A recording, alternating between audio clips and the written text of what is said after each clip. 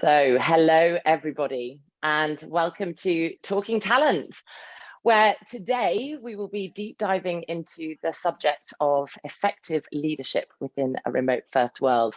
So really excited to get stuck in. Thank you all so much for taking time out of your day to attend. In just a moment, we'll be introducing our awesome panel guests who all have very different views and perspectives to share on this topic, and we'll be able to take the debate head on. But just a few words from us in case you're not familiar with ACELR8 or in case you haven't attended a Talking Talent yet. ACELR8's expertise lies in helping tech businesses to scale effectively. And as such, we've been working on complex hiring projects across Europe for the last 7 years. The engine room of our business, which a lot of you I think will be familiar with, is our embedded talent function. But we also have a proprietary sourcing platform, and we also have senior leadership hiring capability. So what this means is, effectively, we have an incredible ecosystem of clients, candidates, friends of the firm, etc. And we're really, really passionate about sharing expertise and building community in our space. And that's really where Talking Talent, the idea for Talking Talent was born. So this idea that we could create a forum and bring together passionate and curious and bold leaders to share their views and share their knowledge. So that's where Talking Talent effectively has come from. So welcome if you've not attended one of these before. Finally, my name's Julia. I work on the exec search side of the business. I'll be facilitating today's session, and I have my colleagues Gabby and Ashley working behind the scenes as well. And just in terms of the format, so we'll in a minute go to introductions from our awesome panel speakers. Then we'll go through a session that is more sort of directed discussion. So we have some specifically directed questions that we kind of worked on and prepared in advance. But then the third section will be a more open Q&A. So please feel free to be dropping your questions into the Q&A and the chat as we go through the session. We'll pick up on as many of them as we can, time permitting, towards the end. And also we'll be running some polls in the background as well. So we'd love to hear from you. We'd love to get a few more data points from our audience as well. So look out for the polls popping up. So without further ado, without any more from me, let us move on to our wonderful panel. So thank you all four of you for taking time out of your day to join us today. We'll go through some brief introductions. I am going to flip this slide and go from right to left. So I'm going to go to Andy first, who arguably is the person who has woken up most early in the day to come here. He'll tell you a bit more about that. So over to Andy for a few words of introduction. Yeah, absolutely. Hello all, Andy Buck. I work at a company called Camunda, which is headquartered out of Berlin, Germany, but is based all over the world. As pointed out, I am in the United States in Central Time, so it is a little bit earlier for me in the day than some of the other participants here. I've been at Camunda for just over a year now, and it's been very exciting to be at a company that is remote first after a number of companies that were sort of hybrid or entirely in person. So excited for the discussion today. Awesome, thank you, Andy. Really looking forward to hearing more about how Camunda operates successfully within that environment. But am I right in saying that you haven't always been in a remote first environment? Am I correct? Very, very much not. Yeah, it was actually an interesting transition to start at a remote first company and sort of go through that onboarding process and everything like that. It's a brave new world. Awesome, good stuff. So moving on, Lisa, I would love you to introduce yourself and give us just a bit of perspective on what it's been like founding a business during a global pandemic. Yes, I'm happy to do so. Thank you for having me on today. It's lovely to meet you all and the attendees too. So my name is Lisa Robinson. I worked in advertising for 20 years, and back in 2020 I set up Companiions, which is a companionship marketplace, so a two-sided marketplace platform. I really set that up out of purpose because when I was working at Amazon, I had a sick child. And so it was a very purpose-led, purpose-driven business. And we set it up basically 2 weeks, or launched it 2 weeks before we went into lockdown. So my business here at Companiions has been 100% remote. So I'm super interested to hear the discussion today. Obviously, it's kind of ironic that I'm running a remote business when Companiions is all about face-to-face companionship. So it's kind of ironic in itself that that's even the capability of what we're doing. But it's so far for us, it's been a great journey doing it remotely, that I'm interested to hear from other people's perspective on it. And you never know what's going to happen in future. Amazing. Thanks, Lisa. We're looking forward to hearing more about it too. James, on to you with your large longevity and trajectory in HR people and talent and culture. Give us an introduction and some views. Yeah, hi everyone. Really excited for this conversation. I'm James. I'm the VP of People at Divido. We are a white label payments platform, primarily centered in London, but we have people kind of remote. I think slightly different for everyone here on the kind of panel. We are not a remote first business. We're hybrid, and actually kind of prior to the pandemic, we're fully centered in the office. So it's been quite a transformational sort of change that we've sort of gone through. So I think I'm just excited as everyone to kind of learn about sort of different perspectives of the panel. And having a say. Awesome, great stuff, James. And last but very much not least, Valerie, I know that this is a subject that you're really passionate about. Give us a little bit of background in terms of your scenario. Thanks so much. Hi, everyone. Excited to be here. My name is Valerie Wiederkehr-Prundianu, very long name. I'm married to a Romanian man and Austrian by being born and raised. I'm based in Vienna, Austria, the country that brought you all Arnold Schwarzenegger.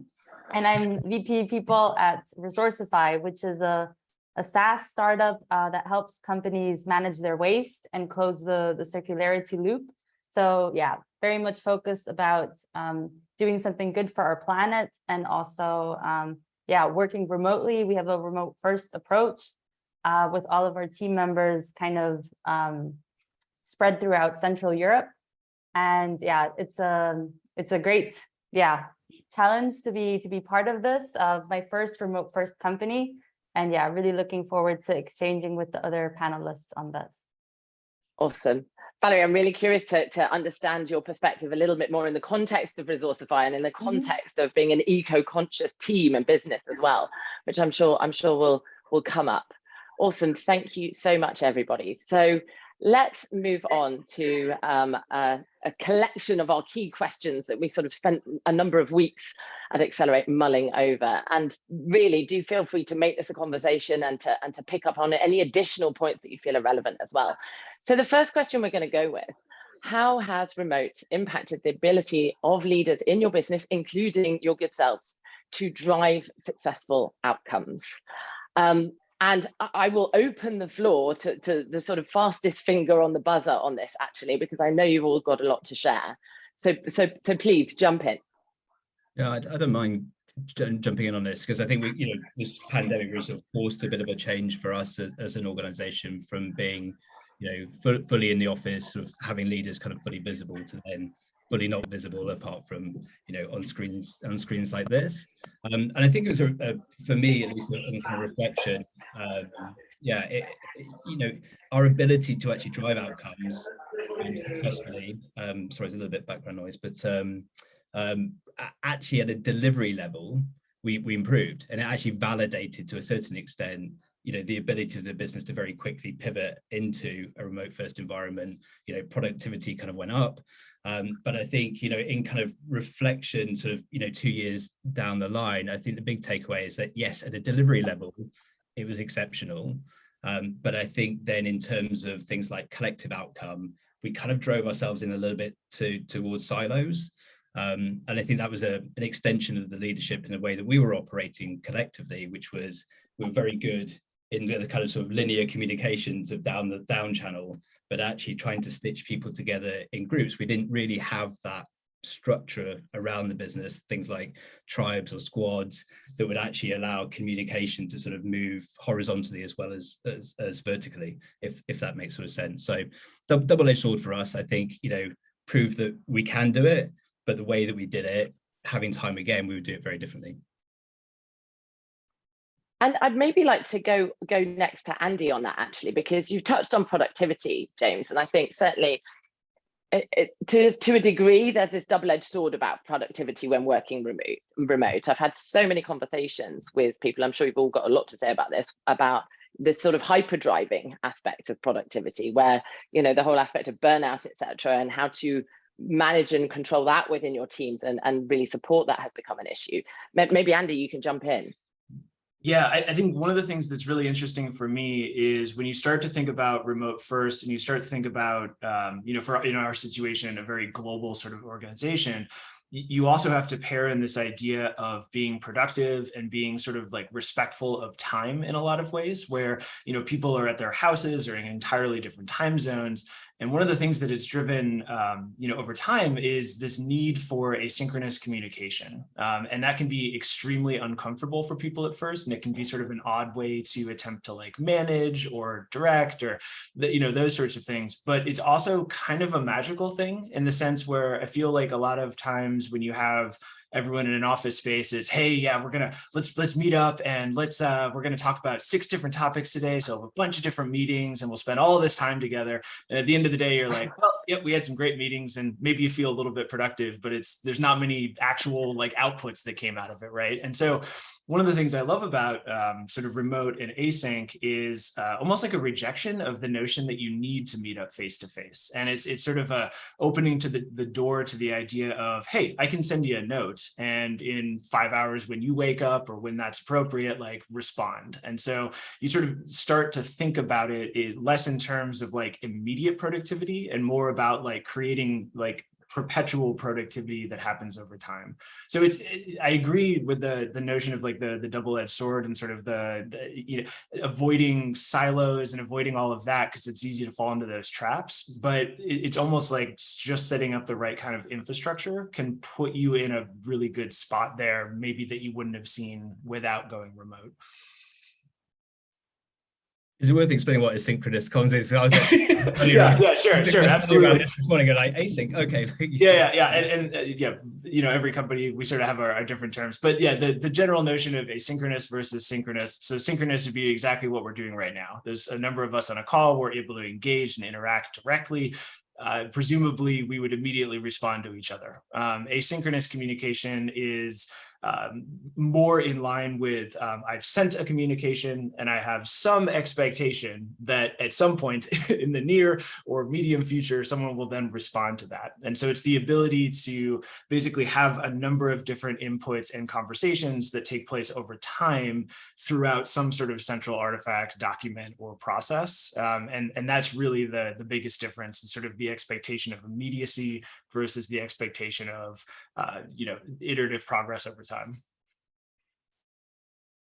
Yeah, I'd like to jump on that. So I think, Andy, you touched on a few really interesting points here. So in my experience, working remotely has really helped leaders and also actually team members, everyone on the team, just know what's expected of them. There's way more documentation happening as a result of this kind of asynchronous communication, as a result of relying on tools to be part of meetings or interactions, whether it's in Slack or Notion.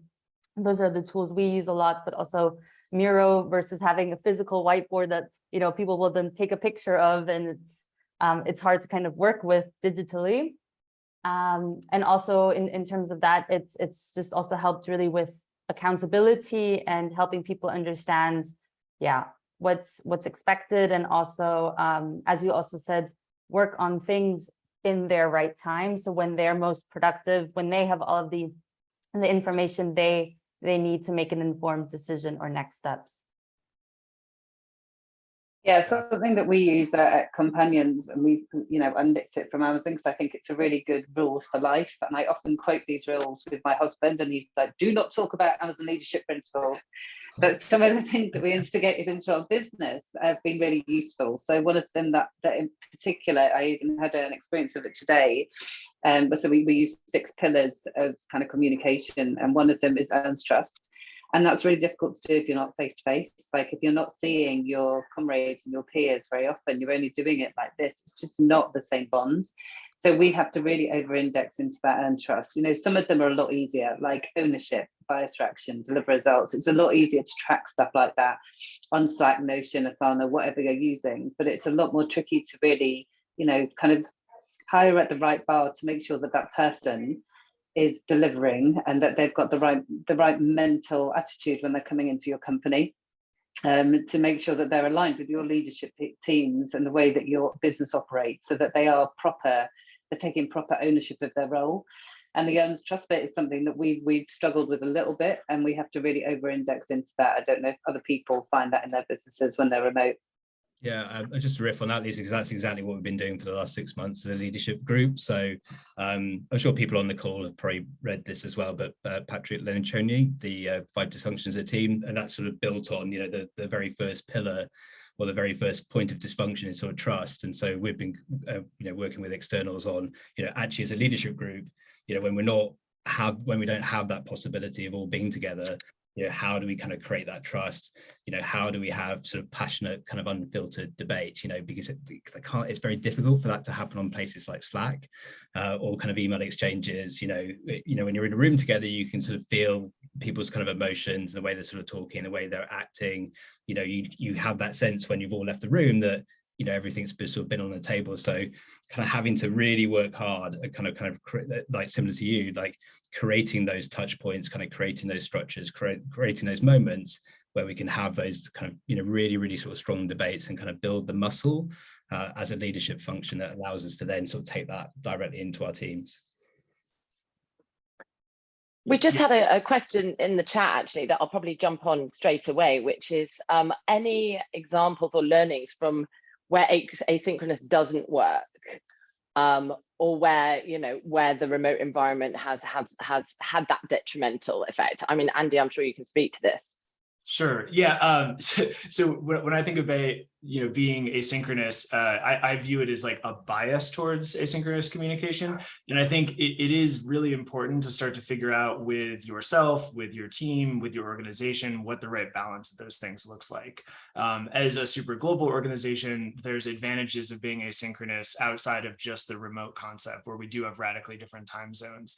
But much like how you could spend your entire day in meetings and not actually accomplish anything, you could also spend your entire day in Slack attempting to get across some point that could happen in 30 seconds on a call, right? And so, yes, absolutely, there are cases in which asynchronous is not the right communication. Amusingly, actually, yesterday talked to a colleague on like an actual telephone call for the first, for the first time in like months. Like, we used so many computer tools, but we had an old-fashioned phone call, and we took 4 minutes and we solved something that I'm sure would have been very hard to solve on Slack. So yeah, you got to kind of know the right balances, and know when it's like, okay, there's enough complexity here that we probably should figure out a different approach.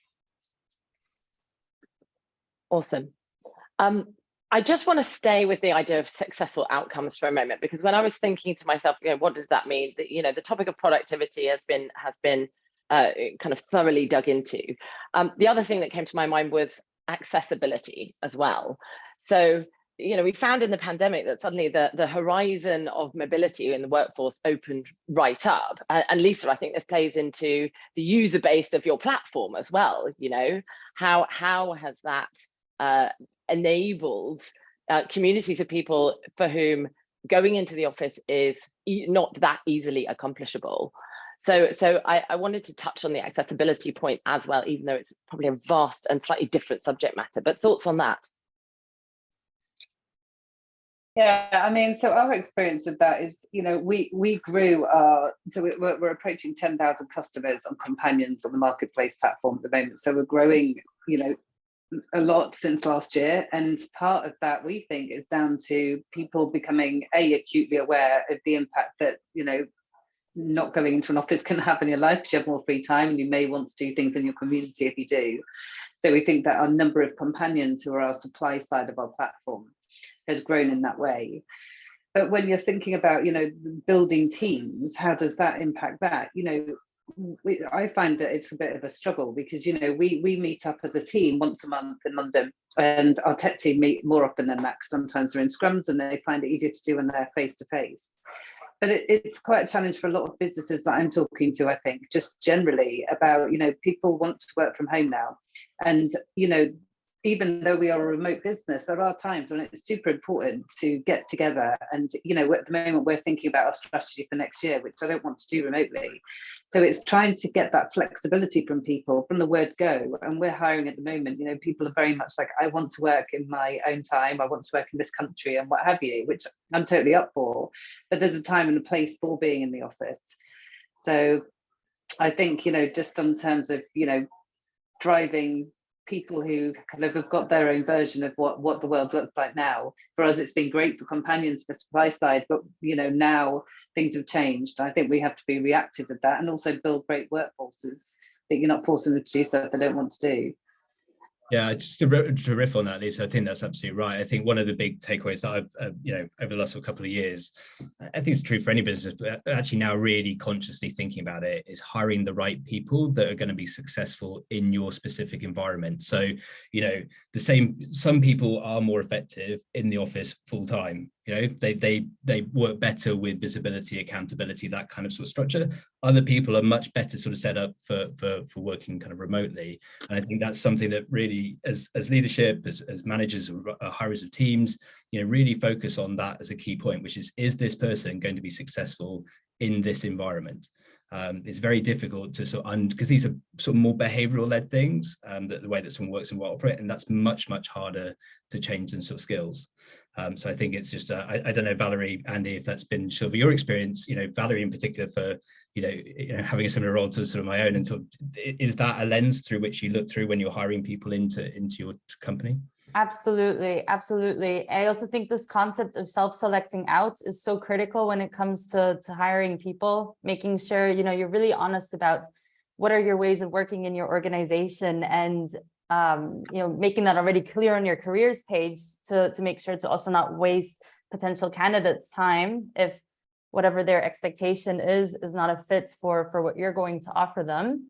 And I've actually also seen, a lot of people who are really intrigued and don't want to give up this remote working setup that they've come to learn during this pandemic, but actually also a lot of other people who say, they've experienced this now, and they actually really realize that they want to be in an office. They miss being around people.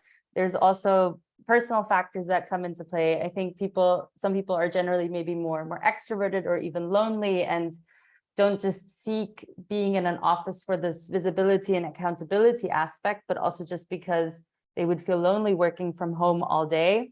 And as a final point, I've also seen a lot of kind of mobility. So what I really love about working in this the space, the startup space, and like I said, I'm based in Vienna, where you have a lot of Austrians and not a lot of maybe international people, which I find very sad. But working in our company, we have so many different nationalities, around 20 of the 50 strong person team that we have. So quite a lot.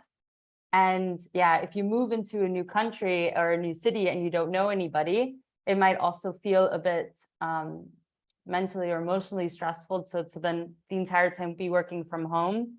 And the only kind of connections you have are with your colleagues who you see through the lens. So I think it's very important in recruiting, to answer the question. Great. It's interesting. I think sorry, go on. Sorry, no, go on, Lisa, carry on. I was just going to say, just on what Valerie was saying then, it's been quite interesting because Companiions is primarily a B2B platform. So we sell into customers, you know, who are billable hours type customers, or all kinds of customers actually. But something that they picked up a lot, which is what you're talking about, is, you know, people have got used to working at home, and, you know, they're using Companiions as a benefit to get people to come into the office, because, you know, people have curated their life since being off with COVID. So you may have bought a dog, or you may have moved to Dorset, or, you know, all sorts of random things. So, you know, it's important for those companies to encourage people to come in if they need their team to be productive in the manner that they want it to be. So it's quite interesting having those conversations now with companies saying, actually, we're putting in Companiions because we want to give people that flexibility that they can come in if they want to. So that's just an example of how that's played out for us. I want to throw one more question in at this point, which is, when talking about this, I think there was a sort of instinctive reaction of, if you are a leader of a business or founder of a business or senior in a business, then, you know, we should, as James mentioned, we should all be able to pivot and adapt.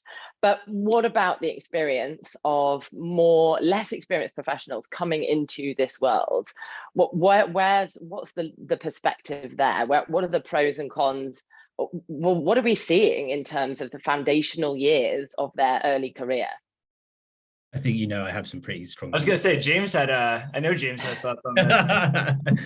Yeah, I think it's just something from observation, right? I mean, I've been very lucky in my career that I've spent a lot of it around graduates. I was worked in professional services for about 10 years, and that was very much around bringing graduates straight from university and then providing with them sort of tools and the career structures, you know, that you find in professional sort of services firms, right? And I think the biggest thing I sort of took away from that experience is watching these sort of people form, you know, literally in front of your eyes. You could sort of see them build the skills, the capabilities, the friendships, the communities that, you know, that we all still meet up 10 years later. They're all still friends, right? And I really worry for people whose experience over the last 4 years has been 2 years at university staring at screens, and then to come into another business to stare at screens, and having, you know, a very small, just really not getting a lot of exposure.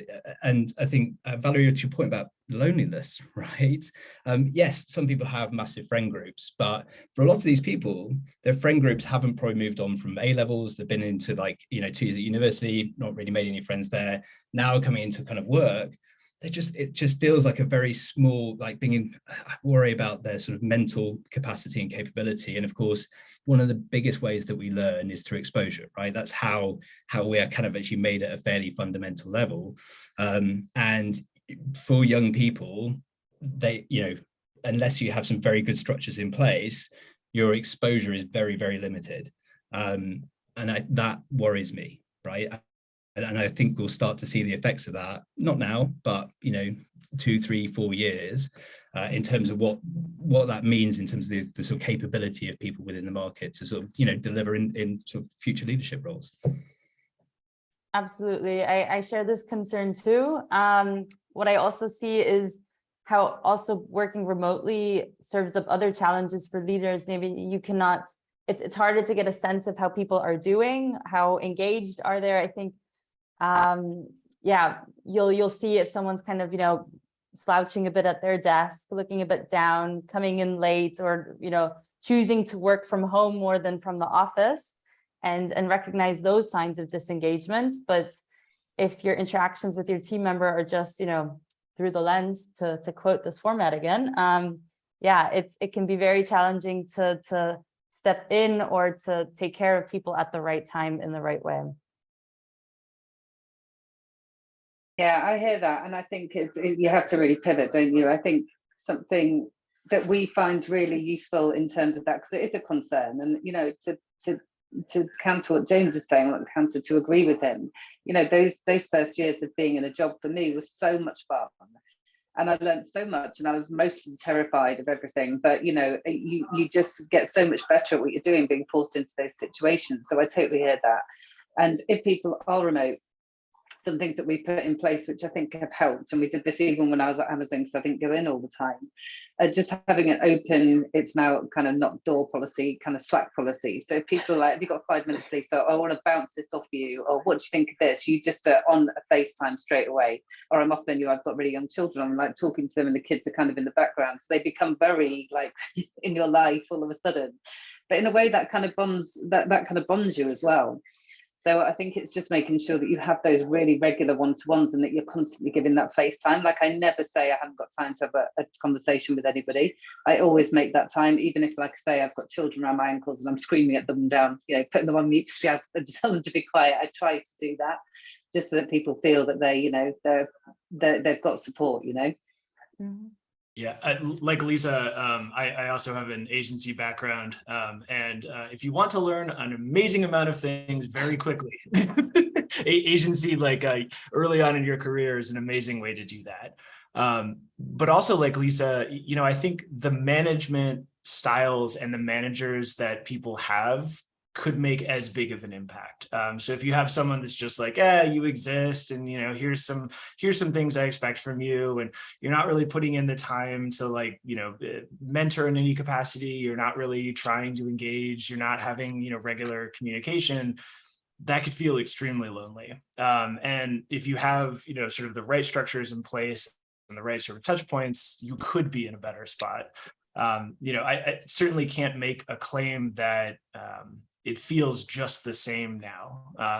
But I would also say I'm not sure it ever quite will again. And so I think it's sort of like adapting within this environment and trying to find the right ways to just create those sort of human contact points is going to be really important.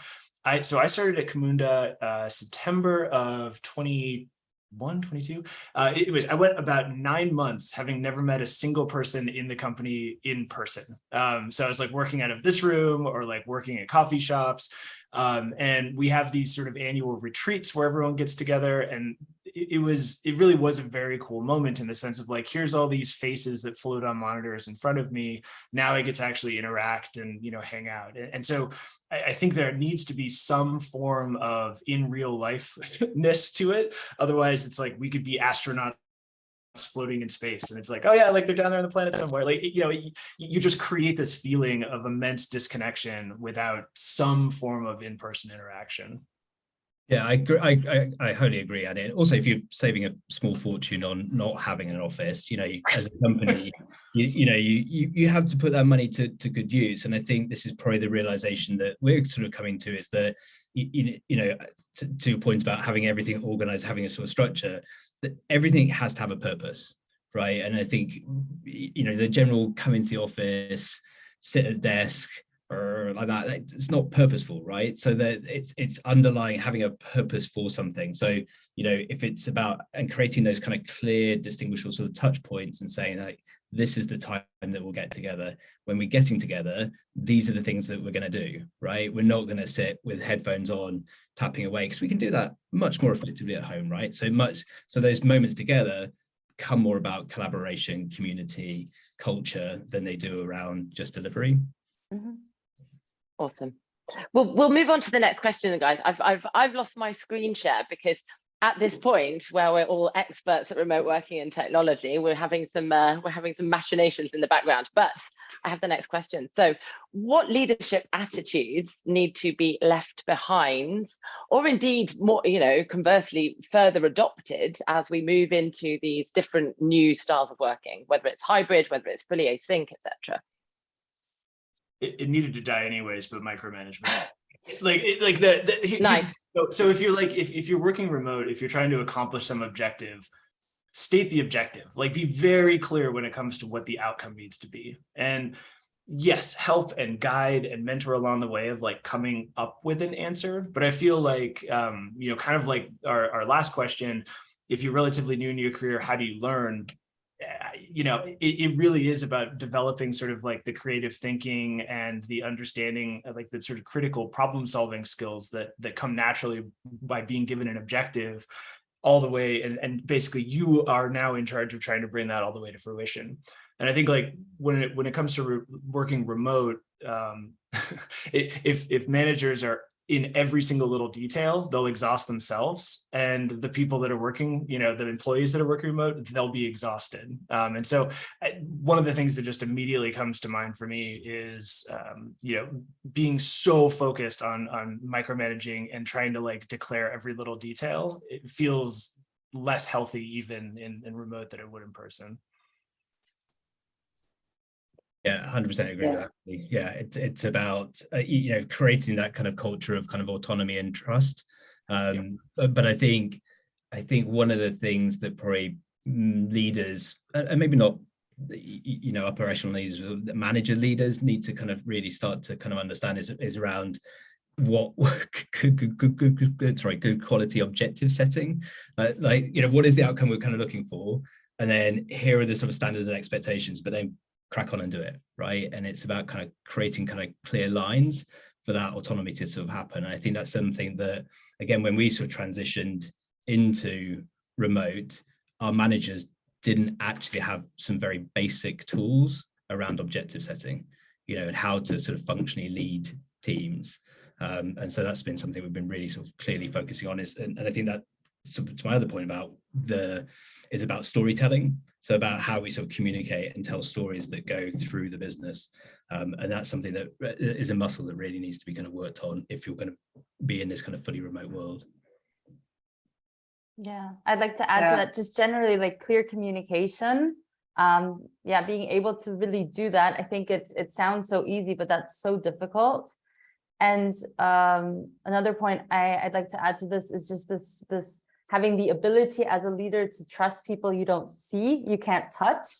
So being able to develop these strong and trusting interpersonal relationships with people, I think that's also an attitude that needs to be adopted and strengthened.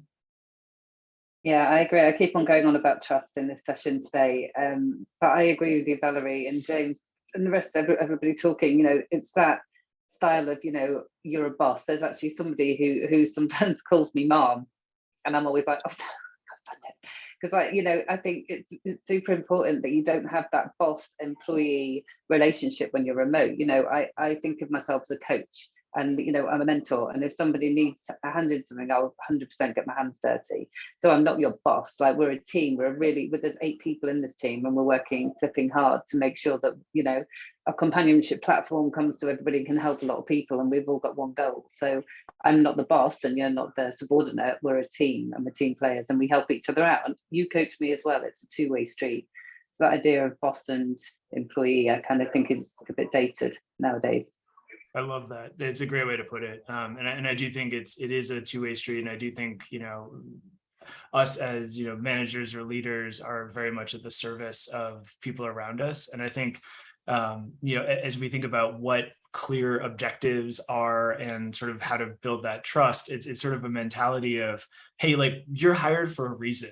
Like presumably, you know, there's a reason you're here, and you're talented at things, and you want to get even more talented, or whatever it looks like. And so it's sort of, I view my role as being, and obviously this is not realistic in every situation, but I view my role as like, okay, you're here for a reason, fantastic. Here's sort of the result we need to get to. And it's not like how much time you sit at your desk and not how available you are on Slack. It's like ultimately how well you can achieve those kinds of things. And Lisa, to echo your points, like, yeah, I'm here for you, and let's figure this out together if we need to.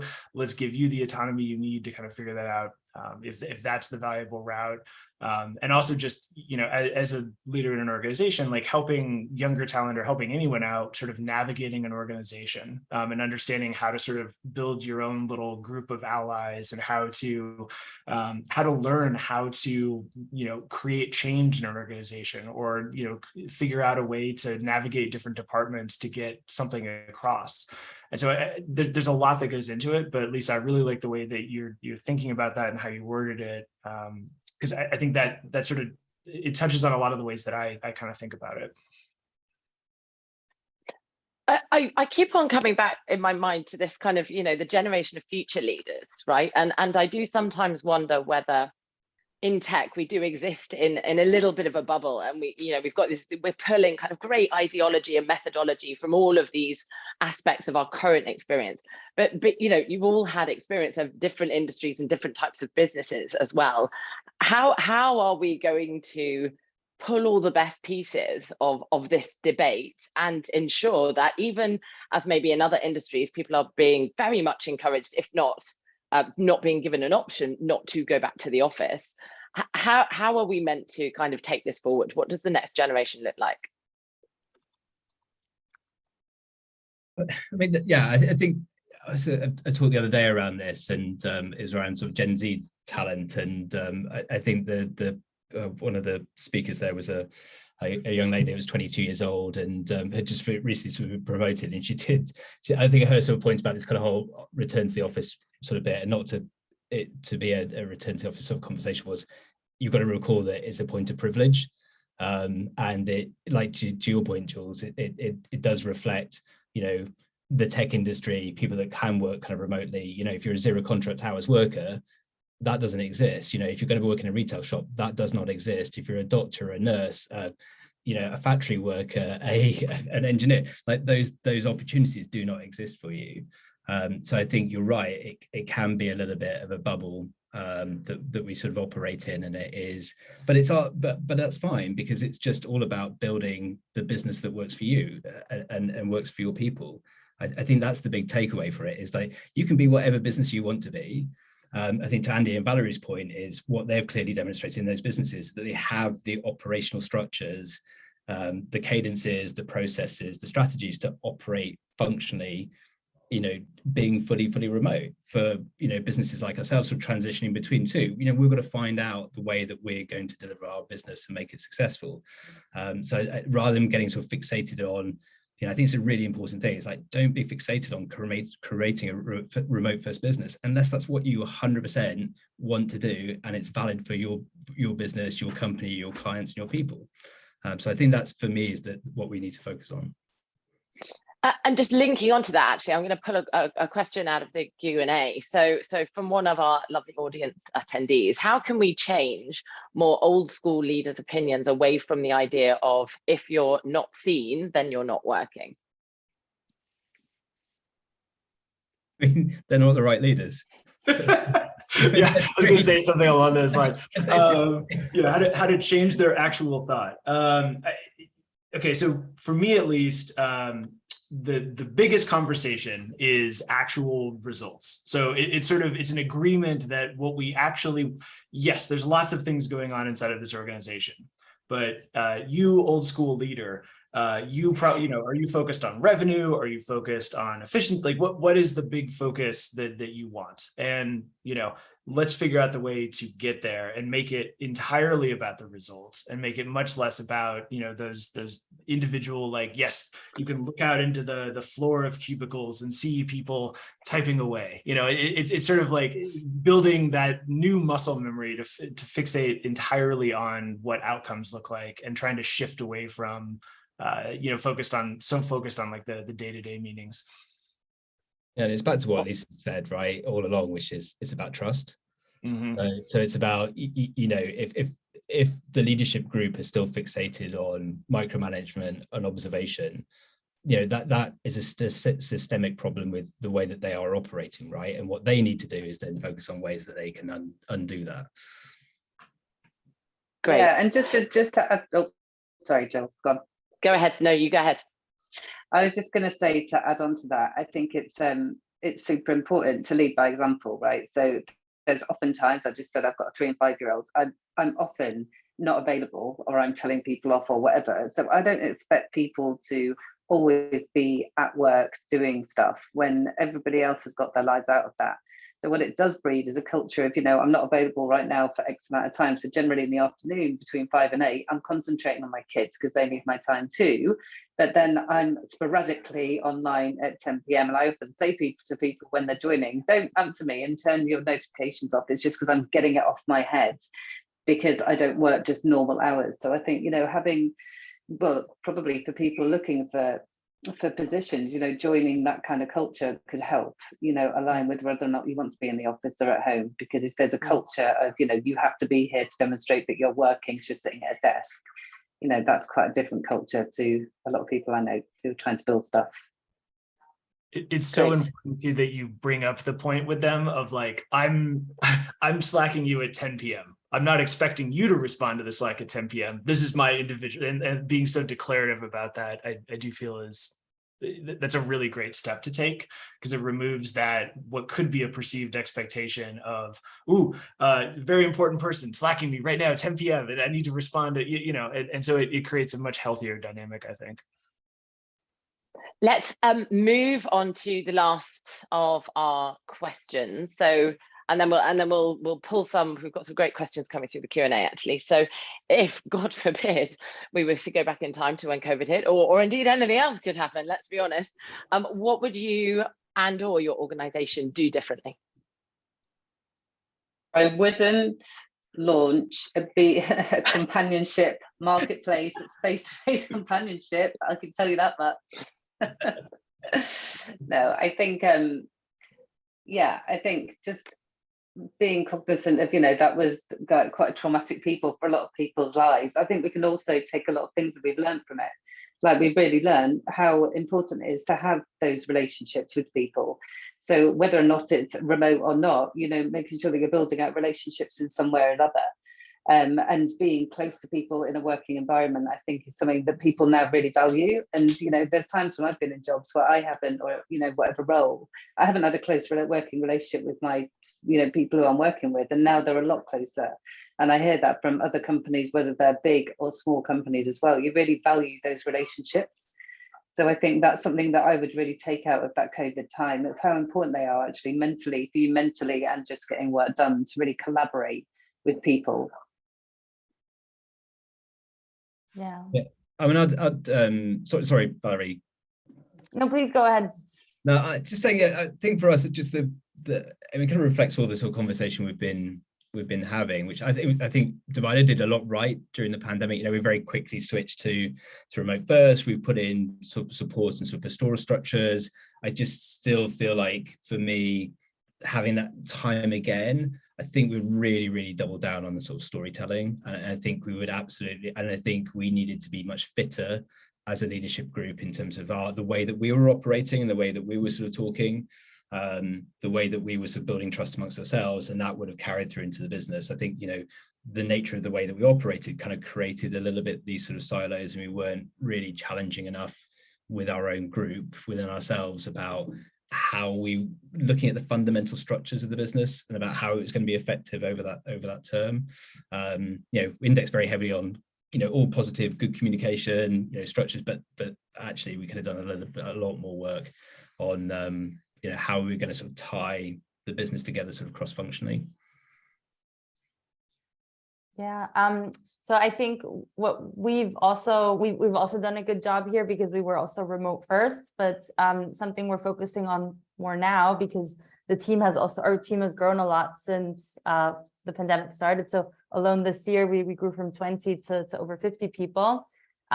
So this also means, it used to be when people were onboarded, they got to meet everyone at least remotely in the entire company. And now as we're growing, that's become more difficult. But two things we've introduced to help people really connect more and build these meaningful relationships, which I think is what's important during these times of crises as well, is one thing is we launched the Donut app, or integration in Slack, which matches people randomly for like these 30-minute coffee chats. And we've gotten a lot of great feedback on that. And then the second thing is encouraging teams to also do remote team building events. So our product and engineering team actually do this really well on a quarterly basis. They take an entire day to not just do like fun and games together, but also share knowledge, do like lightning talks and other kinds of knowledge exchange, and just spending time together, even though it's through the lens. Yeah, so current company I'm at is remote first.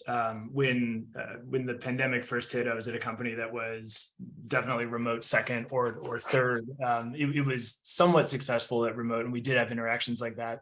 But anytime we had any sort of group planning, people would travel, you know, across the states to meet up. As a side note, the pandemic has never left the United States because we're just disorganized and can't figure out how to solve any of our own problems. Likewise, you know, when it comes to remote work, it's very much like building up the right levels of like trust and empathy in that system. We didn't really have that, right? It was very much the expectation. We do our serious stuff in person. Like we have our strategy sessions, we have our like all team meetings in person. That's what we do. And while that is probably the ideal approach, it was like our only way of doing those things. And so building up the right sort of, you know, thoughts and focus on how we could you know, transition those meatier subjects to be remote sessions. I think that was a huge learning that came out of it, was trying to pivot and understand how to continue to drive things forward without any knowledge of if and when that time period might end. Awesome. Thank you, everyone. And we'll go, while we have time, into some questions from the floor, actually, one of which relates to something we just touched upon. So any recommendations from any or all of you in terms of tools to recommend improving team bonding between different offices, or even not just between different offices, within the office?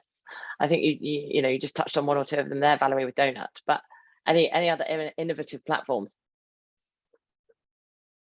I mean, the question is though, why? I mean, I don't know about anyone else, but I think we have far too many tools and platforms. I think we've just done funny enough, just going through a bit of a budgeting exercise at the moment. We had something like 400, I mean, it's for an engineering business, but there were like 400 like various kind of platforms and services we were signed up to. That list is now 100. So I think there's been this kind of thing about, you know, particularly being in HR, I get pinged every day by about 30 different people offering some form of mental health platform. And I think we need to shift away from platforms solve things, and you know, spend that money wisely. There may be platforms. What are you trying to solve? What do you want it to try and do? You know, if you want to try and bring people together, get them together right now, because we have that opportunity, right? You know, don't think about putting, you know, getting people away from these sort of video screens. I think, as Andy sort of touched on, you know, when it's the meaty conversations, or you're trying to drive culture, if that's available to you, spend that money wisely and get people together. That would be my kind of recommendation. One thing I've seen that's pretty interesting, and so someone on the team was just very good at this, and so she stood this up as sort of a running event, but without necessarily the use of a piece of technology, sort of hosting these like games or trivias or sort of like almost like talk show kind of things. Again, this is very reliant on having someone that's that sort of creative and gregarious sort of thinker. But I really found that to be pretty interesting, because if it feels sort of forced, if it feels like, okay, let's have the fun team building exercise remote, you sort of know what you're in on, right? And if you show up and all of a sudden your colleague is turned into a talk show host, and is asking what the best use of like potatoes is, like it's much more interesting, right? And so harnessing like the creativity and individuality of people and having them think of like unique ways to kind of bring people together, I guess would be a recommendation on my part. It's obviously not always realistic, but when people get to be a little bit resourceful and a little bit sort of weird and use some of the talents that they would normally use, you know, that they're on the team itself, I find that to be a really powerful exercise in how you might go about it. That's probably one of the most inventive ones I've heard, Andy, as well. We've had another couple of questions in the chat about things that, you know, I think we brought to the surface in this discussion, how we can use the remote environment to its optimum level, and how, you know, how we can work from a leadership perspective to really kind of make the most of that and get the most out of it. But on the flip side, we've got some questions about how do we deal with disconnection, how do we deal with Zoom fatigue? So I think we're in that space right now. So what other antidotes, I would say, have we seen in terms of some of those downsides? I think the Zoom fatigue is a genuine sort of thing. And I think meeting discipline, we're all guilty of it, right? Quick chat. And eventually, it's flagging, like, it's not going to be quick, is it? You know, and could you just email me? And I think being very, like, having clear guide rules and being really disciplined about that, and particularly as leadership groups, you know, being clear on the behaviors that are expected on calls, on video calls, when to have them. And, you know, again, we've talked about this before, people coming into the environment for the first time, you know, do need guidance, do need structure. I think being really, really disciplined on, what is this meeting for? Do I need to be here? Is this the right mode to deliver this message in? You know, if someone sends me another survey with open questions, I will go mad, right? Like, it's just, but yeah, I think just that there is a discipline to making it work. Andy and Valerie both sort of talked about it, right? There's a real effort and structure that has to go into making these things happen, and just sort of codifying that for people. Yeah, I really agree with that. I think it's it can be quite frustrating, because you end up being really unproductive, more so than probably being in the office when it's 5 minutes all the time. Then something else that I think for younger Gen Z kind of people coming into an office is it's probably quite isolating when you jump onto a Zoom call or whatever format it is, some kind of video call, and people have got their cameras off. I think that is very isolating, and you see that quite a lot, because their probably hair is a mess or they can't be asked or whatever. But actually, when you're new into a company, or actually even like, I'm not new into a company, but I like to see people, you know. So I think it can you just kind of think, are they really engaged? Are they not? I don't really know how to take that. So I think that's something that maybe, I don't know if everyone agrees, but something that definitely I'm a bit sensitive to, I think. Yeah, I definitely share that. And what I also would suggest to combat Zoom fatigue, which I also believe in, is just mixing it up. So I love the huddle feature. And also if you agree on saying, okay, we both keep our cameras off on Zoom and we just use it as like an audio tool, or we reach for the phone like Andy shared, that also mixes up, or going for a walk while doing a call, things like that. I think those can be really helpful too, to combat that. Couldn't agree more. I think it's hard, right? Because one of the things we actually recommend, like within our actual like documented handbook, is keep your camera on. Like that's a recommendation. And the intent, of course, of that is we want to facilitate as much as we can of that human interaction. Yeah, there's also times where you really don't want to, right? And there's also like, in-person meetings, like you could walk around a building and talk. You could be sort of pacing in a room while you're having a conversation. And all of those things feel kind of rude on Zoom for some reason. So like I would champion a new way of thinking about video conferencing. I have no idea how to accomplish this, by the way, where it's like, I could just wander off this way and go sit in a chair over there, or like lie down on a couch, and like we can still have a conversation, much like we could in an office. But this sort of like in this chair at this monitor with this camera, I think that's where a lot of the fatigue comes from. So love the suggestion of like taking a walk and having a conversation that way. Yeah, maybe we could use these antique telephones. The actual I was about to say, more often. Andy. Like, yeah. I'm a recent evangelist for being back on the landline, as it were, if anyone remembers those. Yeah, just be on the phone. And a question that's also come into the Q&A. This is sort of the big one to end on. It's a sort of big finale, but we've already touched on a number of these aspects. Creating culture in a remote first world. What would be your magic bullet to sum it up? I think that's, yeah, I think it's interesting. I mean, culture's culture, right? I think it's about, it depends on where you are in your sort of stage of culture. Are you looking to change it? Are you looking to sort of move the culture from being office-based to then sort of, again, this sort of fully remote? Like what sort of foundations do you need to sort of shift to make that happen? But I think it's all about just really just being, again, when you're talking about sort of the values or the foundations that you're built on kind of culturally, then it's making sure that all the things that you do, to sort of manifest that kind of culture, connect back to it, so if that sort of makes sense. So it's not going off and doing something that's kind of radically different if it doesn't align to those sort of value sets.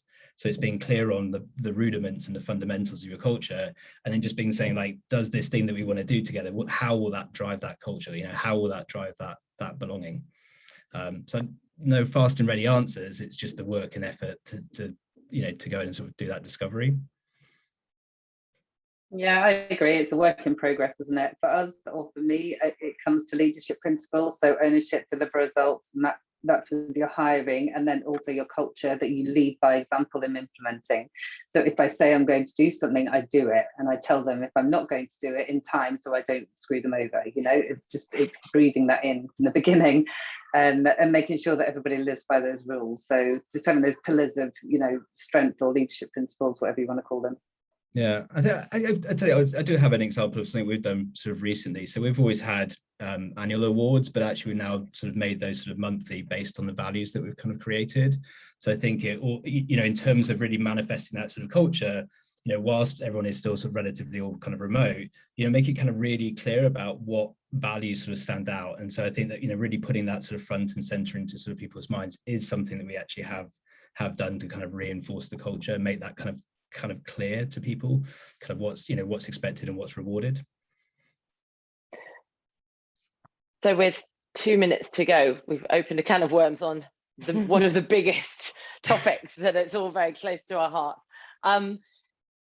It's been great having you all on the panel today. I think I'll wrap things up at this point because I feel like there are a number of different directions that we could now zoom off into. But let's zoom back off into our real world and have a well-deserved cup of tea or equivalent. So thank you everybody for coming. Thank you very much to our panel. If you have not checked out talkingtalent.com already, then please do so, and please, by all means, stay in touch with us. Fling in any burning questions to myself or any of the team at ACELR8 that you have outstanding. Thank you, everyone, and have a great rest of Thursday. Thanks Thank so you. much.